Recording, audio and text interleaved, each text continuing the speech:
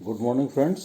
आज हम बात कर रहे हैं महाराजा गंगा सिंह विश्वविद्यालय के बी पार्ट फर्स्ट सोशोलॉजी के first paper principles of sociology की और राजस्थान विश्वविद्यालय के बी पार्ट फर्स्ट सोशोलॉजी के first paper introduction to sociology की।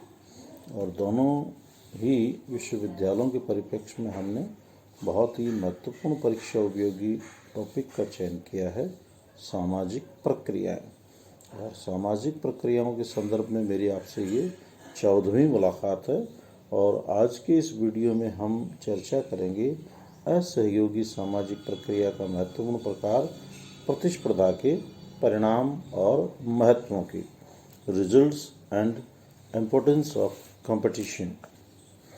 गलीन और गलीन ने प्रतिस्पर्धा के सहचारी, सहयोगात्मक, असहचारी, असहयोगात्मक, व्यक्तित्व संबंधी, प्रगति संबंधी, समूह दृढ़ता संबंधी तथा सामाजिक विघटन से संबंधित परिणामों का उल्लेख किया।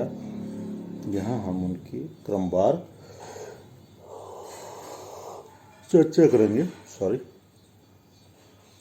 पहला है सहचारी या सहयोगात्मक परिणाम, एसोसिएटिव रिजल्ट्स। स्वस्थ प्रतिस्पर्धा का सहचारी या संगठनात्मक परिणाम निकलता है।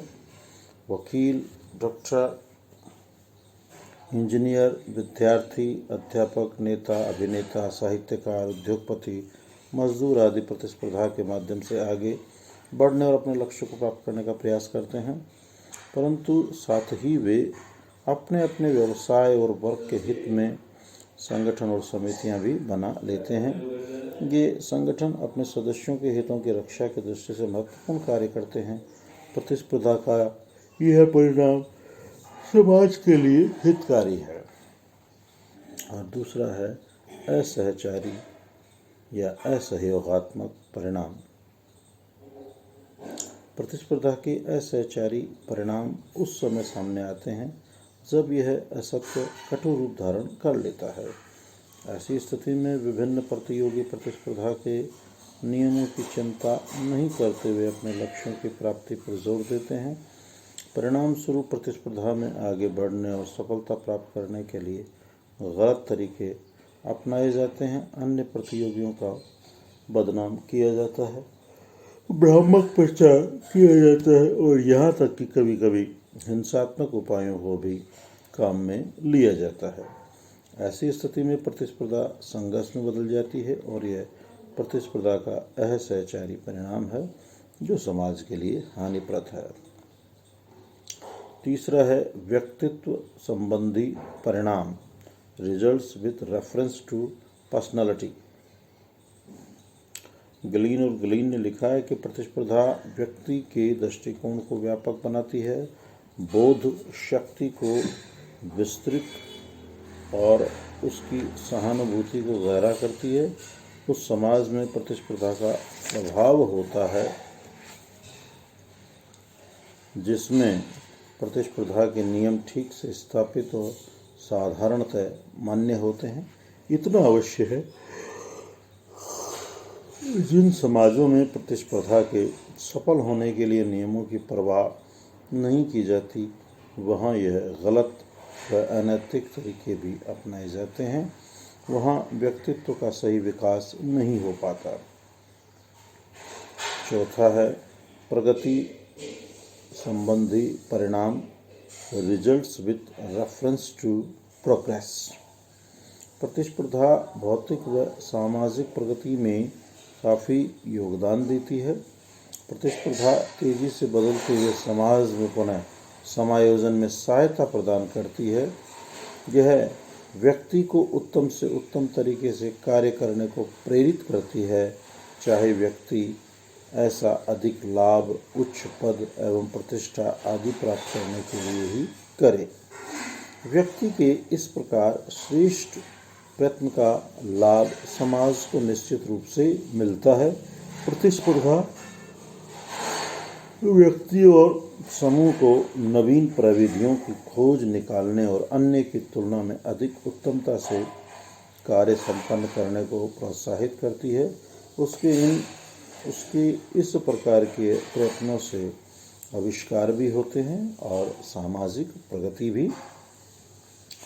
पांचवा इसका जो परिणाम है वो है सामाजिक दृढ़ता संबंधी परिणाम, results with reference to group solidarity. जहां व्यक्तियों समूहों में नियमानुसार स्वस्थ प्रतिस्पर्धा चलती है, वहां समूह की दृढ़ता या एकता बनी रहती है। जब प्रतिस्पर्धा स्वतंत्र और उचित ढंग से चलती है तो प्रत्येक को अपने योग्यता अनुसार अपना कार्य सर्वोत्तम ढंग से करने का अवसर मिलता है। इससे समूह संबंध व्यवस्थित बने रहते हैं और समूह एकता के सूत्र में बंधा रहता है। छठवां और अंतिम है सामाजिक विघटन संबंधी परिणाम, results with reference to social disorganisation.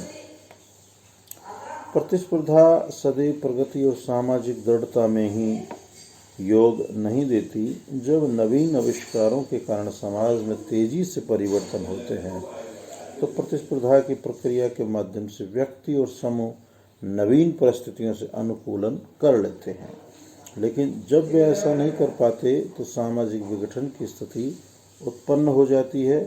यहाँ हमें यह नहीं भूलना चाहिए कि सामाजिक विघटन के लिए उत्तरदायी कारक प्रमुखतः तेजी से होने वाले परिवर्तन है और प्रतिस्पर्धा तो केवल सहायक कारक।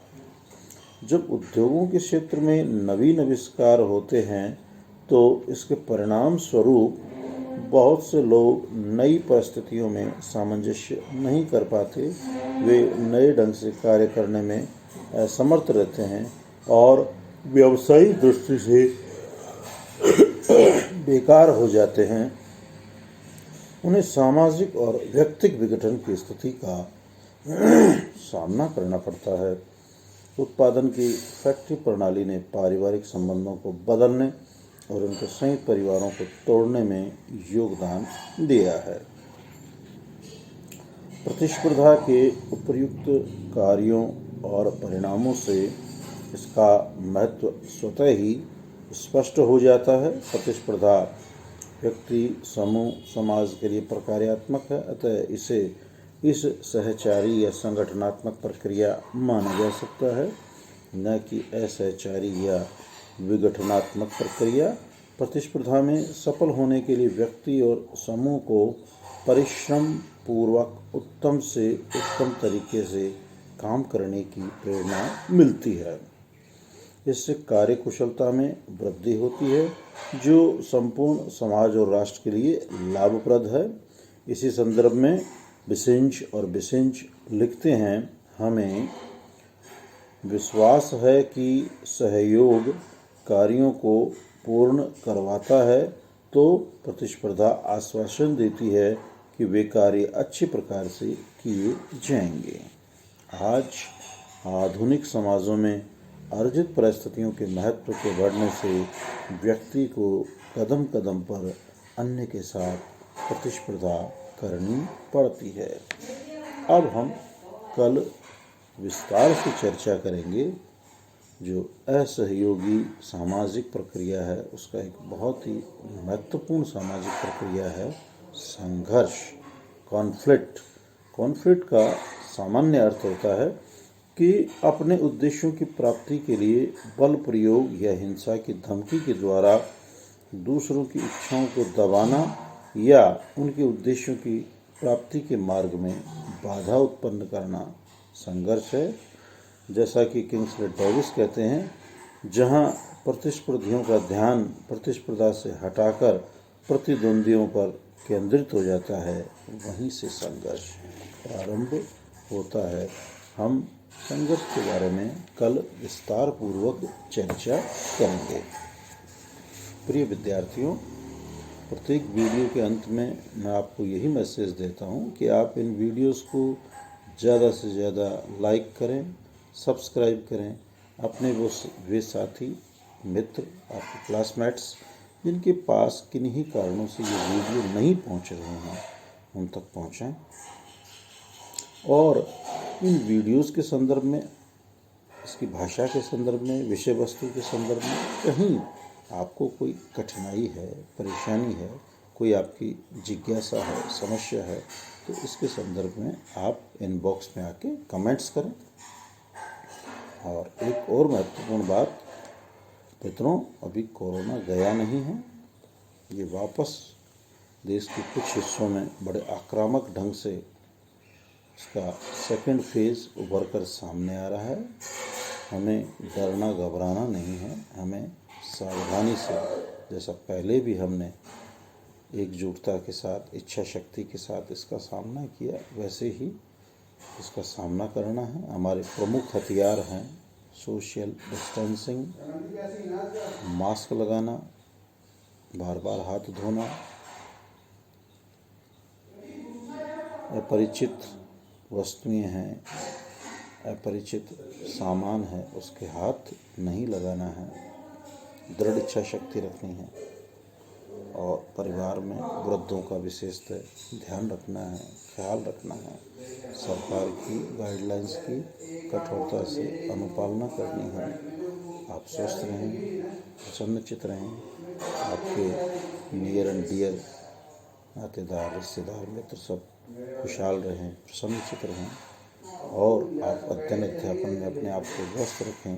इन्हीं शुभकामनाओं के साथ आप सभी को शुभ प्रभात।